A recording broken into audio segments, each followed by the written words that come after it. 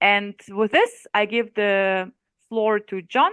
Awesome. Go Thank you ahead. so much. Thank you, Maria. Thank you. Hopefully everyone can still see my screen okay.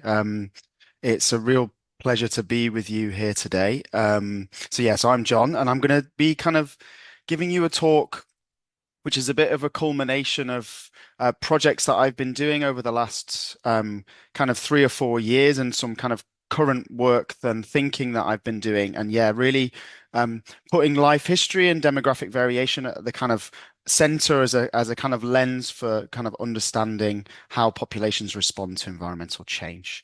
Um, so if we start from the kind of beginning and like basic understanding of life history, life history is the kind of balancing act, or the combined evolution towards allocating energy into survival, reproduction, and growth in organisms. And Stearns back in 2000, and throughout his work on kind of life history evolution, described kind of two key drivers of life history evolution, which is really important to understand the kind of variation in life history strategies that we see across the tree of life. The first really important driver is this intrinsic driver between kind of life history processes within an organism. This kind of constraints or shared evolutionary history. And what this means is that we have limited environmental resources, and we have limited resources to allocate into survival, reproduction, and growth at any one time. We can't have Darwinian demons. And so an evolved life history has to take into account these kind of trade-offs and constraints within an organism itself. But kind of adding to that and affecting and influencing those intrinsic constraints is extrinsic environmental factors. So a life history, although being constrained intrinsically, is a culmination of the effect of extrinsic environmental factors on these various components of life history. And that is also a really important driver for the evolution of life history strategies across the tree of life. And so if we take these kind of intrinsic drivers and the resulting life history processes, differences in constraint and the environment give rise to these different life history strategies. So we can think of an organism that prioritizes a much more energy, allocates much more energy into reproduction and growth and less into survival. That would be your kind of traditional fast life history organism, like a mouse or something like that. And a converse environmental set of environmental constraints and intrinsic constraints that give rise to an organism that puts much higher allocation into survival, but let's say less into reproduction and growth, and kind of all the kind of strategies that exist between and around these different strategies of life history. And because these are a direct reflection of the environmental context that an organism has evolved in, when we then project forward and try and understand how an environmental driver, let's say, influences population size or population density through time, what we would expect to see is that differing life histories, which you can see by the colored lines, mediate and kind of differentiate in how we would expect organisms to fare in the future given environmental change. And that's kind of the core kind of theory underpinning my kind of interest in life history as a tool in order to predict population responses to environmental change. This has been a theme that's kind of followed me throughout my career. Starting in 2015, my work on Asian elephants, and I've kind of been developing questions throughout this, and it's really kind of in my modern work is my modern work, my current work. It's kind of a kind of a core component of how I'm thinking. So then, just to give you a brief summary of the kind of the parts of my talk today. First, I'm going to be telling you about a little bit more of a targeted example, just from two species of kind of cosmopolitan plants from across a latitudinal gradient, and work I've been doing with some colleagues to understand optimal flowering time. So it's phenological rather than like traditional population ecology work, but life histories are really at the core of this kind of these kind of the projections of optimal flowering time. Then I'm going to kind of expand out and tell you about some work that I have already done and work that I'm doing at the moment about life history and population responses to weather variation in the mammals. And then finally, I'm going to present my kind of research proposal, my kind of theoretical proposal for the work that I want to do in the future, which is trying to uncover, like bringing together this information about demography and life history and kind of formalizing it as a forecasting tool and the kind of methods that I'd like to use to try and do that in the future. And I think this is a really good community to kind of share that. So yeah, so to dive in with the first kind of component, which is this work on optimal flowering time. So this work was actually led by my very close friend and colleague John Park, who's at the University of Oxford, but also in collaboration with Jon Ågren and Anna Bergsten, who were from Sweden and Uppsala in particular. And there will be featured that some beautiful watercolor paintings that my partner Becca did, which is adds a kind of special personal touch to this piece of work, which is really nice for me. So yeah, so the topic of this is understanding optimal flowering time and how that changes with climate change effectively. So one of the key kind of effects of climate change that's the most well tested and the most that has the largest amount of evidence is evidence of phenological shifts. And basically what we've seen as global temperatures have increased is that there is an advancement in the start of spring. So spring is starting earlier and earlier each year. And with that, we're seeing an increase in the growing season length. So as temperatures increase, growing season lengths which is what we're focusing on in this study, are increasing. The amount of time that organisms have to carry out their life history processes within the year is another way of thinking about it. That has increased through time. And in terms of kind of like the biological responses to this, there's been a lot of work, empirical work, particularly in sort of the plant pollinator phenological community, highlighting these phenological shifts. So here you can see long-term shifts in flowering time, which is a kind of crucial indicator for a lot of different plant species. And you can see that most of the phenological shifts are negative here. So you've got this kind of general advancement in phenology across different species. So the number of days that each species is shifting their phenology per year, and you can see this advancement. But what you can also hopefully see is that there's a lot of variation between different species in these phenological shifts, which suggests there might be something going on. But more importantly, methodologically from this study, and from a lot of the empirical work that is being done on these phenological shifts, there is an assumption of a linear relationship, a linear change through time in how that phenological shift is happening. And these are all effect sizes from a linear regression. So, and what that suggests is that this phenological shift will continue forever. And if we go back to the kind of initial principle that I talked about, this kind of intrinsic constraint, that doesn't seem possible. And an organism can't just continually invest in earlier and earlier reproduction in the year. They have to balance different processes throughout the growing season that might temper or change their phenological shift. And that's also going to vary between different organisms that have different degrees of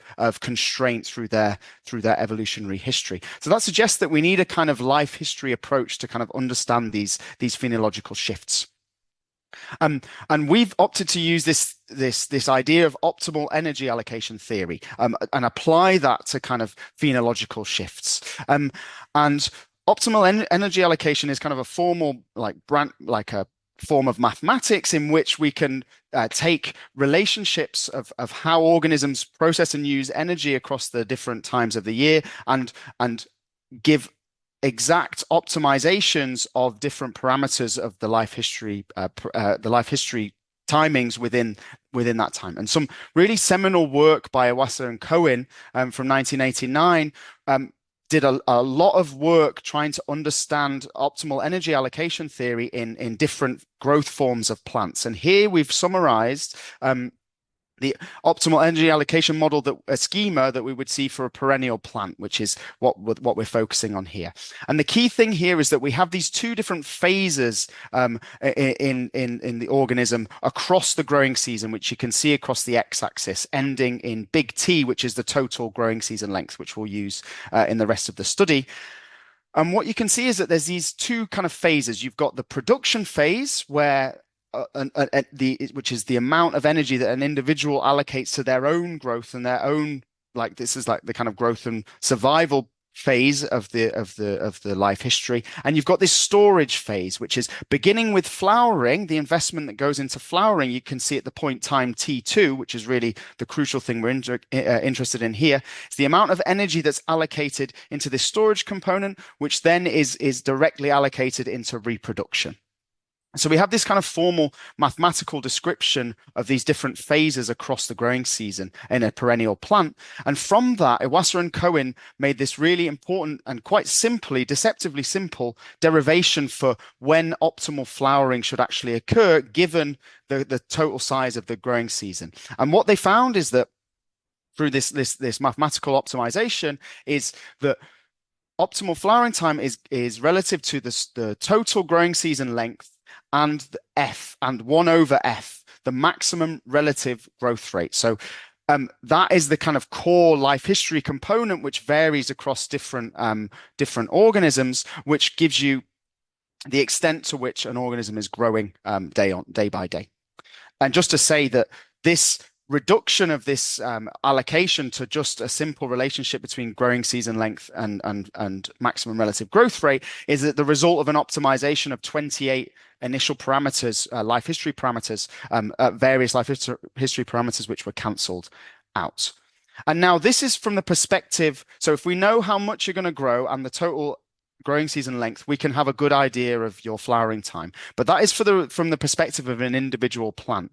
And what we actually see is across different populations of species of plants is that maximum relative growth rate itself, this F, actually varies a lot based on ecological variation, and particularly with variation in growing season. So we modify this kind of initial equation so that we can test this pattern empirically by including this functional relationship between the maximum relative growth rate and the growing season length itself. And you can see how that might look in the kind of gray inset in the plot here, where what we actually expect to see is that as your growing season length gets longer and longer, in the black line, you can see that the maximum relative growth rate is actually decreasing.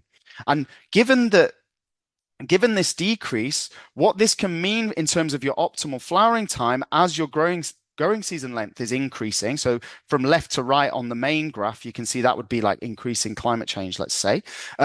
What you would see is that you've got this actual hockey stick shape where at higher, as maximum relative growth rate is much smaller at longer growing season lengths, what you see is a big reduction in optimal flowering time. So you've got this kind of switching point, this kind of hockey stick shape, the non-linear dynamics in optimal flowering time, which is tempered by this life history variation. And so what we did is set out to test this empirically. And we used a common garden experiment from two kind of cosmopolitan species of perennial plants, Lithorum salicaria and Solidago virgare. So that's purple loosestrife and goldenrod species, which occur across the world. A lot of these species occur across the world, but across a large latitudinal gradient here in Sweden. And you can see on the map on the right-hand side, each point is a different population, which is the vertical lines for across the left graph, where plants were retrieved and put into a common garden experiment. So they were exposed to exactly the same conditions in spring, and then their relative flowering times across a lot of individuals was measured based on those populations. And you can see, we're going from 56 degrees north to 68 degrees north. So it's huge variation in growing season length, which you can see by the color on the map. And here you can see the kind of raw data in that relative flowering time relative to the start of the season in the common garden area. And what you can see is there is kind of this evidence for this little tick or this slowing down towards the right hand side as you're looking at populations from longer growing season lengths. And Statistically, that's exactly what we see. So we found really strong statistical support for this Iwasa-Cohen, this life history moderated model of optimal flowering time in both of these species to a different degree. So you can see this, the kind of this tick down is much stronger in the Solidago populations on the right-hand side. And that is really, really important because it suggests that there might be not just an advancement of growing optimal flowering time as growing season length increases, but there might be this kind of non-linear shift in how that occurs. And so then if we actually forecast how that looks, here you've got the same growing season length across the x-axis and optimal flowering day of the year. And in the dotted line, you can see the results from the common garden, which is given that all of the populations were exposed to the same start of spring because they were grown in the same place in either Umeå or in Uppsala. But what we've done is adjusted those numbers by the start of spring in the in situ populations from which those plants were recovered, and you can see that, but you have both quite a lot of interesting patterns for phenological shift on display, which go towards explaining those differences between species that we saw in the initial graph by Caradonna. You can see this like general negative trend in the in situ measures, which are the solid lines, with a decrease in the flowering day of the year as growing season lengths increase.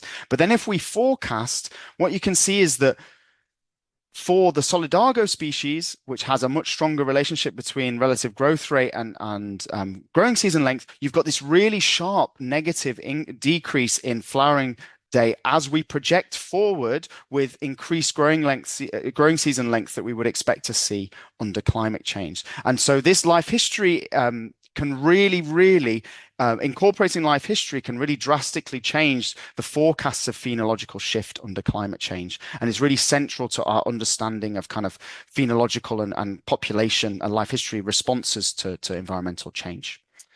So that's a kind of like targeted core for like how life history can really shift forecasts for ecological responses. Now I'm going to like switch gear a little bit and talk about kind of some more comparative, broader global work that I've been doing on life history and population responses to the weather from the terrestrial mammals. This is work that I did from my first postdoc initially with Owen Jones and collaborating with Christy Lecoeur back in 2022, and also some more modern work on kind of resilience that I've been doing with Maria here in Seville. So, as I've said already, life history is a really key candidate for explaining responses to environmental change. And if we look at across the whole suite of life history traits that we might summarize across different organisms that you can see on the left-hand side, a few kind of key relationships, at least theoretical relationships, pop out from the relationships. There's quite a seminal piece of work by Morris et al. From 2008, which looked across summaries of life histories and with respect to their life expectancy, which you can see on the x-axis, and you can see that the effect of environmental variability on population growth rate decreases as you increase life expectancy, which is a kind of key kind of like theoretical underpinning for this life history expectation that we might see. And so what I've been setting out to do in the terrestrial mammals is understand, can species level life history explain differences in population responses? And so for this, I've used the Living Planet Index database of abundance records and restricted this to the terrestrial mammals. I've extracted 485, about 500 long-term abundance records, and which you can see the kind of global distribution across here, which are at least 10 years in length to try and understand like population changes. So this initial piece is published already in eLife if you're interested in the study. And how I try to understand the relationship with life history and population responses was through this like two-step meta-regression approach. So the raw data is these abundance record and annual temperature and precipitation anomalies, which I extracted from Chelsea, and then also this species level life history data, which I extracted from databases like ANAGE and things like that. I chose two kind of broad summary life history traits, maximum longevity and litter size, which aren't necessarily the most robust, a really fine level of detail, but they're available for a lot of different species. And so for each of these abundance records, I estimated the effects of weather anomaly on annual population growth, doing some additive modeling and temporally autocorrelated additive modeling. And then I explored comparative patterns with the kind of effects, those effect sizes of weather effect on population growth rate, and related that to species level life history traits. And the kind of results of that you can see here of those effect sizes that I'm going to be presenting. And so what those effect sizes mean, a positive effect of temperature, which you can see on the left-hand side in yellow, means that if your year was hotter than expected, you would have a more positive population growth rate than if the year was colder than expected, and vice versa. A negative temperature effect would indicate that when the year is hotter than expected, you would see a more negative population growth rate than if the year was colder than expected, and so on and so forth. Same through for precipitation as well. And so calculating this for each abundance record across these 485 different populations of mammals from the Living Planet database, you can see these like little rectangles which indicate the effect size for an individual population. An individual replicate of a population. And certain species, we have many, many different replicate populations, particularly those really cosmopolitan species.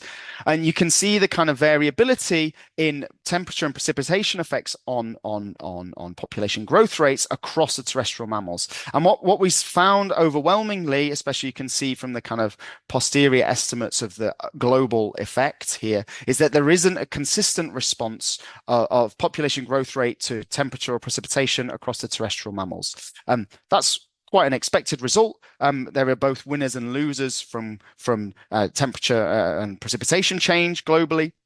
And this kind of mirrors kind of other biodiversity findings. But what we do see is that life history traits predict absolute population responses to the weather. So if we take those two summary traits, the standardized longevity, the maximum longevity, and the standardized litter size, which have just been scaled for ease of presentation, what we can see there is that organisms that live for longer have a lower absolute effect of temperature on their abundance change, and organisms that have higher litter sizes have a higher absolute temperature effect on abundance change. So life history is really mediating responses to the weather, and that is both for precipitation and for temperature. And basically, slower species are responding with a lower absolute magnitude to weather anomalies. And so that suggests that life history can be a really important predictive tool to understand how different species are going to respond to environmental variation.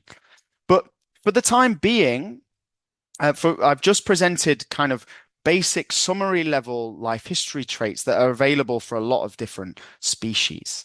But actually, within population ecology, an emerging kind of field of interest is this idea of demographic resilience, which actually formally explores how a different population life history might respond to disturbances. And basically, if we take a life cycle and its associated transition matrix, which is the kind of vital rates component of a population model, and put that together with a stage structure, which is your population vector, which gives you the number of individuals in different stages, adjusting and playing with the number of individuals in different stages in the population can give you different trajectories for how that population is going to change through time. So if we look at this graph here, you've got these kind of envelopes, upper and lower bounds, which correspond to a kind of theoretical situation where all of the population is biased either in the earliest life stage or in the latest life stage, the top and bottoms of that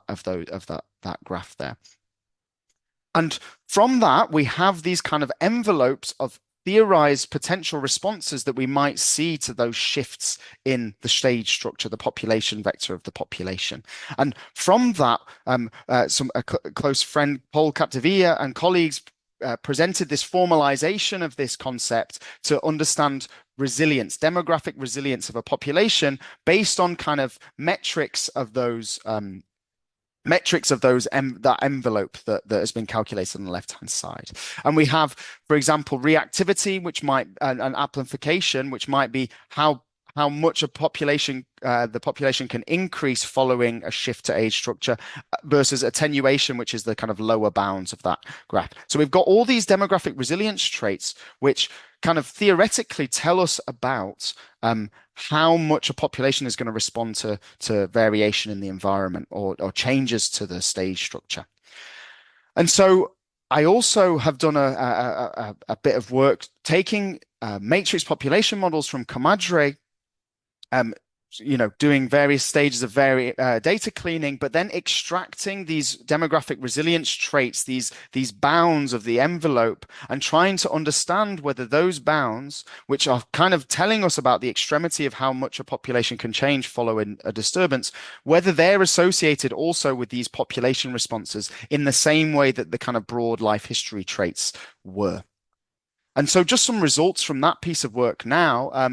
It would appear that the resilience traits aren't really predicting population responses to weather in the way that we would expect or the way that we saw with those kind of broad life history traits. So on the y-axis, again, you can see those absolute temperature effects. And on the x-axis, you can see various different resilience metrics. And what you can see is there isn't really a clear pattern here. What you might expect to see is that, especially with recovery time, organisms that can recover quicker, you would expect and perhaps have a much stronger effect. That would be kind of because slower recovery times are associated with slower life histories, longer lived species, perhaps. And so you would see this kind of, as you did with life expectancy or maximum longevity, you'd expect to see this negative trend, but that's not what we see. And the same in the converse for amplification. And actually, if we look across all of the different resilience traits and across weather, temperature, and precipitation anomalies, no resilience trait outperformed a kind of null model that only included body mass. And so it appears that at least with the current data that we have available, resilience traits aren't predicting population responses to the weather in the way that we think they should, based on this kind of theoretical understanding we have of them. This is actually mirroring some more recent work which approach this question in a slightly different way, but recent exposure to environmental stochasticity also isn't determining these demographic resilience traits in natural populations. There's a paper from this year from James Kant. And this suggests that this idea of demographic resilience, or the way that it's been formalized, either that's not particularly appropriate for understanding population responses to environmental change, contemporary population responses to environmental change, or we have kind of issues with data quality and the ability to generalize these traits in the data that we have available, demographically speaking. So more work is kind of needed on that. So the take homes from this kind of comparative work that I've been doing on the mammals is that basic life history traits are able to predict absolute responses to weather anomalies. These kind of broad, fast, slow life history traits can predict responses to weather anomalies. And resilience traits really should be able to capture this as well in an idealized scenario, but they're not at the moment. And so more work is needed to understand why that might be. But more broadly, what we'd expect to see is that climate change and the kind of variability in temperature and precipitation that is associated with that is going to affect fast species more prominently, both positively and negatively, and particularly in the short term. So that's kind of a core kind of conservation implication. So again, life history can be a really important cornerstone for mediating responses to environmental change. And so with those kind of ideas and understanding of like how important demography and life history are, I've kind of formalized my ideas together to try and to see if I can build a kind of forecasting tool for extinction and using demographic information from a population to try and understand extinction risk or to try and forecast extinction. And this is really the kind of where the forecasting part comes to the fore. So demography can really illuminate the drivers of population decline, and a kind of typical scheme for how we'd go about doing a forecast or projection for how a population is going to fare under environmental change is we start with a driver, habitat loss, climate change, exploitation, pollution, or whatever it is. Understand the kind of reactions or the parts of the life cycle, the parts of a demographic model which those drivers impact, and then build that formally into a projection of how that driver is going to change in the future to understand how population size or is going to change or extinction risk is going to change through time.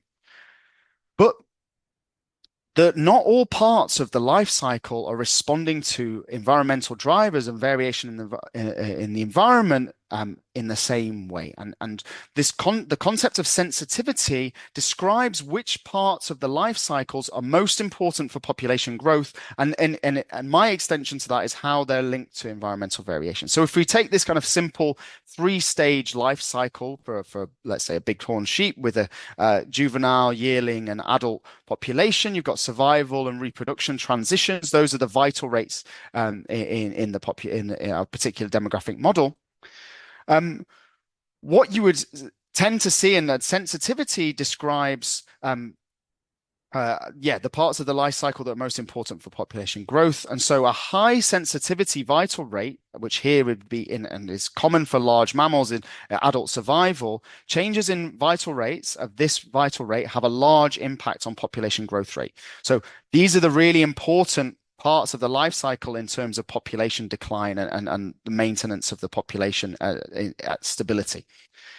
Conversely, low sensitivity vital rates have a much smaller impact on population growth rates. And so we could say, in quotes, they're least important for population decline. And so what that sets up, though, if we look at how sensitivity and how these vital rates of different sensitivities might respond to environmental change, we might start to see some differences. And so if we take an environment that's changing with different degrees of variability, so across the x-axis you can see time, and on the top you can see how our environment, that could be temperature anomaly through time. And you can see that we have these three scenarios: a low variability, a middle variability, and a high variability.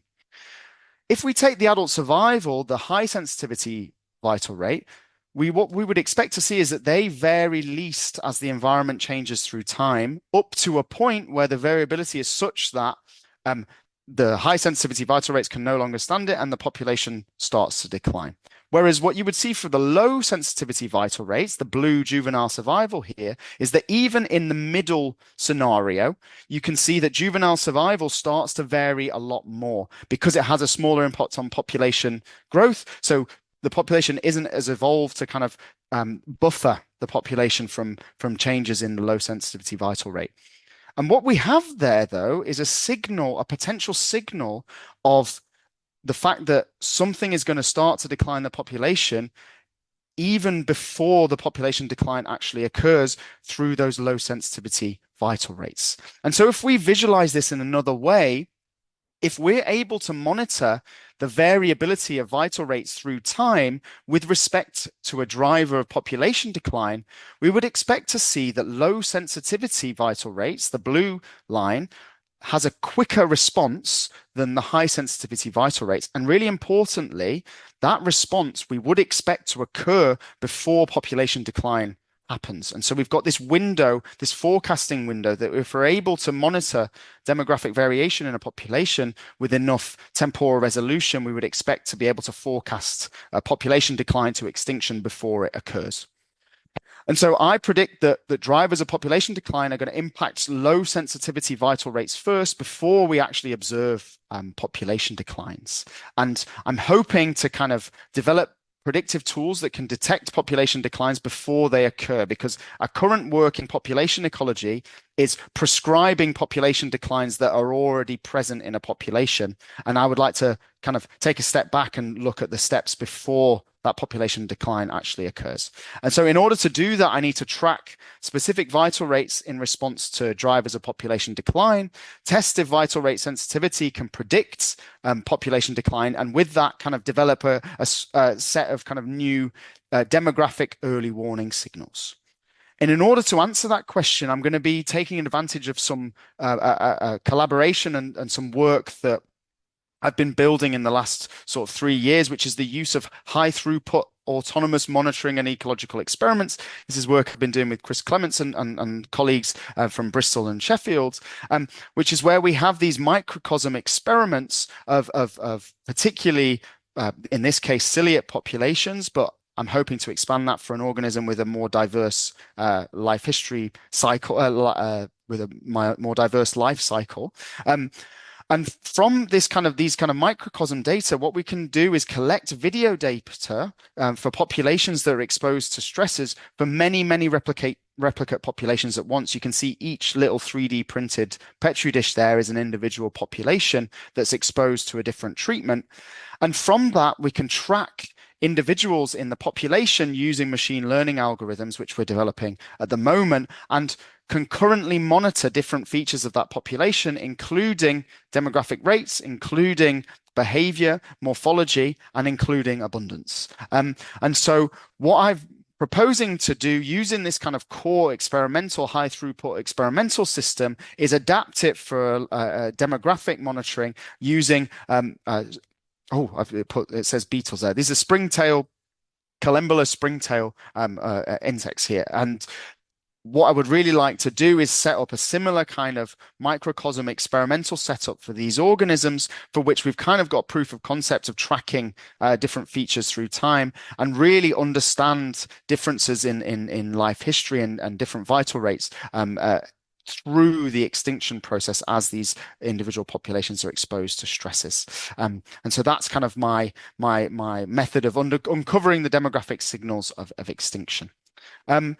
So just to give you some kind of broad take-home messages then on how life history is really important and demography is really important.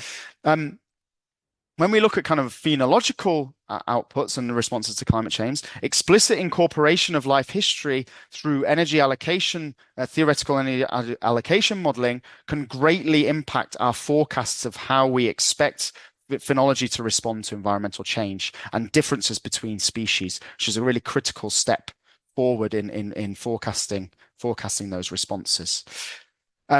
When we look at more comparatively for across the terrestrial mammals, classic life history traits can predict population responses to the weather, but we need further work to develop tools that can capture kind of resilience to environmental change. And then finally is, how far can we take this kind of idea that life history is underpinning these responses and build that into formal forecasting tools for extinction and to improve our understanding of extinction. So with that, I would just like to say thank you all very much for listening to me. It's been a pleasure to talk to you. Thank you to all my collaborators on all the various different bits of thinking and work that I presented to you today. And I'm happy to take questions. Thank you very much. Thank you very much, John, for this impressive talk. Thank you. Are there any questions? You can raise the hand or just to the video.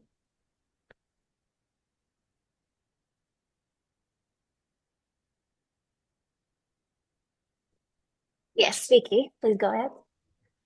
Hi, John.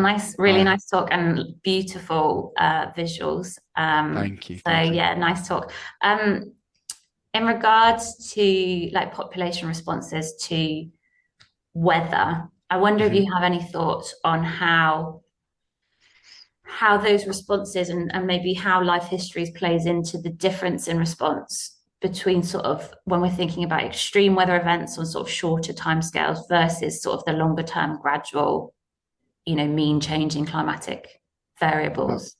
Absolutely. Yeah. So yeah, the work I presented at the moment was it speaks more to the short-term impacts. It's those kind of anomalies to temperature change. In terms of life history mediating the kind of long-term mean change, so there was some work by Fiona Spooner in global change biology, which was looking at kind of overall temperature change and how that's mediated, and they actually found strong negative impacts on population change based on long-term temperature. So places where mammals and birds had experienced a larger temperature change, they saw a greater decline in population size. they didn't explicitly link that to life history per se, but you would expect that because of the demographic buffering mechanisms that I kind of talked about I didn't call it demographic buffering, but in the last part of this, like this like forecasting, longer lived, like slower organisms, you would expect to be buffered against a greater degree of variation in the environment, which you would also assume to be linked with that kind of slower mean change. But when there is a population response, that can have a really long-term impact in the recovery of that population. So some of the work I did on the elephants, like when there is a shift to the demographic structure through some kind of historical impact on the population, that takes several decades to recover from. And of course, yeah, so I think that is the really crucial mediating factor. And for shorter, fast life history organisms, we do expect to just see in both directions this kind of like boom or bust cycle. And I would assume generally that it goes for both the mean and the anomaly, but my work's tended to be on the kind of an anomaly side of the spectrum. Yeah, don't know if I answered your question, but Perfect, yeah, thank you. yeah. Yes, it's done. Hi, thanks, Hi. John, for this fantastic talk. Thank you. Yeah, so looks like, accounting for life history has implications for forecasting and also biodiversity conservation by implication. But I was just wondering about your general take. Like, will it make it more complicated? Will it make it more simpler, more expensive, cheaper? Also considering the trade-offs with the costs of, studying this, like as in data collection and so on. Yeah, I mean, it's a thing we're always arguing about in like population ecology is how much data we need to collect to actually estimate this stuff properly. And that's partly why I'm proposing extinction experiments because wild data on like at that fine temporal resolution through a population decline to extinction doesn't really exist as far as I'm aware. But yes, in terms of its practical application, so I think basically I think it's reasonably feasible to incorporate life history into like vulnerability assessments for species to climate change. I think as generation time is already a component in extinction risk in the IUCN Red List kind of classification model or index. And it's just moving to kind of a similar process for sort of environmental change, vulnerability, at least in the short term. How that relates to long term is still anyone's guess. But I think there is reasonable life history information available for quite a lot of species through these large global databases like UNAGE. And I think moderating vulnerability assessments, or because there are kind of climate change vulnerability assessments by the IUCN per species, but it's just a case of incorporating in that index simple measures of life history that is available already for species that can kind of give us an indication of how rapidly we expect them to respond. So I think there is reasonable feasibility on that side, but in terms of like how we go forward and monitor it, that has a big data cost. But I actually think, I mean, just from a personal perspective, I'm quite passionate about having more detailed, in-depth, long-term studies of demography and life history. So I see their value, but yeah, I don't necessarily know if I could speak to how their uptake more generally, unfortunately. But yeah. Brilliant, thanks.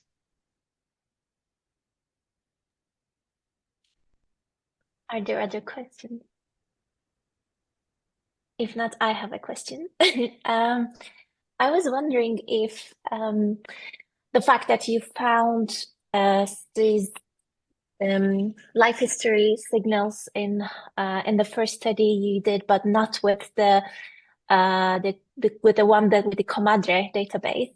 Yeah. Could it be a problem of scales in the sense I think Comadre is more local data, whereas in the previous one was a bit more global data, and I was wondering if that's the case, could it be this effect of maybe biotic interactions we are also seeing, and then like I imagine at the global scale, perhaps those signals of biotic interactions are a bit less present, sure. whereas at the local scale, maybe more. I don't know. So I think the data from Comadre a lot of the studies, I think I would say they're quite idiosyncratic, and the demographic information that's contained within them, as you're saying, it's quite locally specific. And also the context that is influencing the vital rates that are in the matrix in that population is also very idiosyncratic. And so therefore, summarizing that information into these resilience traits isn't accounting for the fact that there's all these other things, let's say, experiments that are going on at the study site, or fire regimes or management schemes or something that can be influencing that life cycle, which means that the resilience trait that we're pulling out isn't necessarily representative of the kind of average life history of that population. It's relative to a year or something like that, a specific time point. So I think, and demographic studies, unfortunately, are quite idiosyncratic. Because you have to characterize the entire life cycle. You've got and every organism's different. You have to kind of build up that picture quite specifically in every case. And so I think what's happening is it's the noise that's being introduced by trying to do that across a lot of species is just kind of losing. That's one of the kind of mechanisms. But yeah, I think the other thing is, yeah, I think phenological shifts are just more, they have been more prominent response to climate change. That's been so far the clearest signal across the biosphere of responses to environmental change. And I think because of these trade-offs between different parts of the life cycle that you see in demographic models and organisms, you just get this kind of, the story's a lot more foggy. Whereas phenological shift is I think has been observed a lot empirically. So yeah, but it's a tricky one. I'm not sure. Yeah. Mhm. Yeah, thank you. My pleasure. Biller, there's a question in the chat too. Oh, sorry. No problem. Yeah.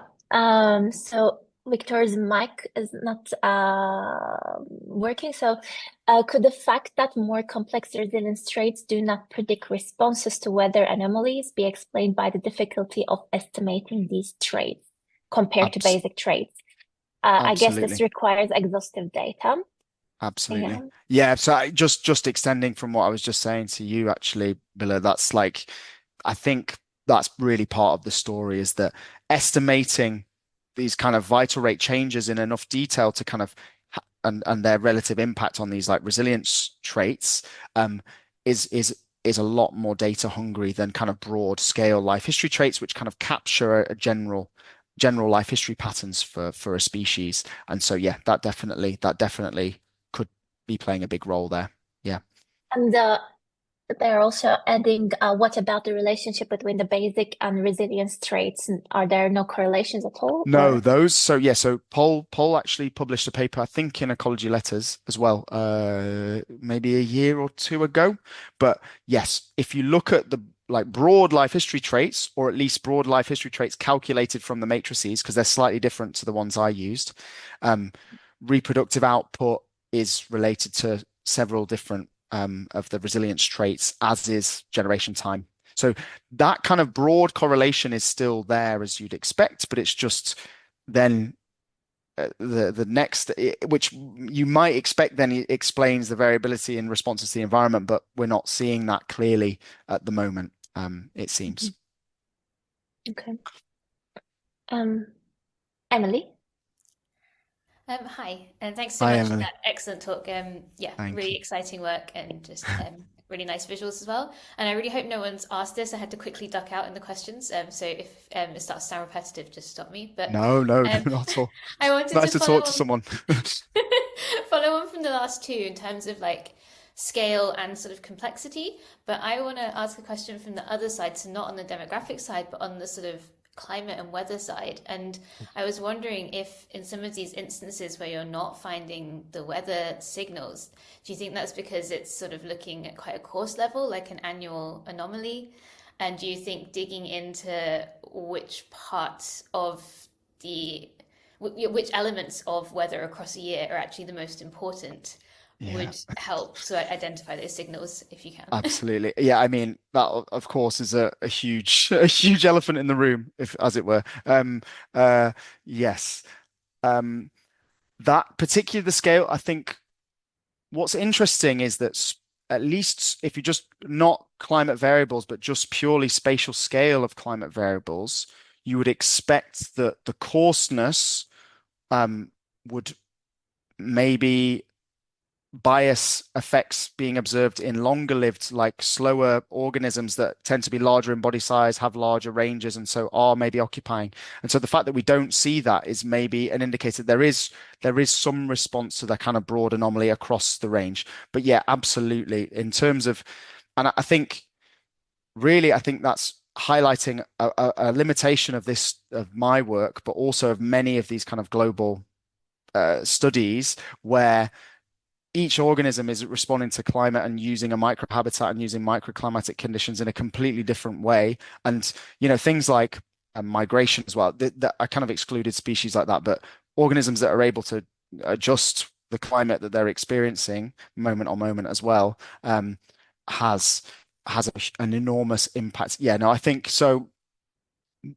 Understanding in more depth a variety of climate signals. So I just picked kind of broadly available and like general weather variables. But yes, certainly there is a much greater need for exploration of like more climate variation. And I think again, maybe it's a lazy response as well, but like scale dependence is enormous because what I haven't talked about for all of these things, body size is by far the biggest driver, the biggest predictor of responses to environmental change, and that's influencing not only how a population can change, but also the way that the weather can impact a population because of scale dependence and physics. So I think really building in that scale dependence into the models is really crucial. I haven't thought enough probably about how I should do that, but yeah, it's a really important point.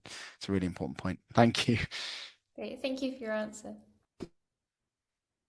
So we have one last question from Kara, and she asks how the potential for time lag between weather and population effects was considered, especially in part 2.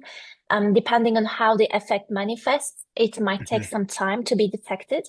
I Absolutely. imagine the relevant length of lags could differ between species or life histories. Yes. Again, a brilliant question. It's just a limitation of the study because the majority of studies are about 10 years in length.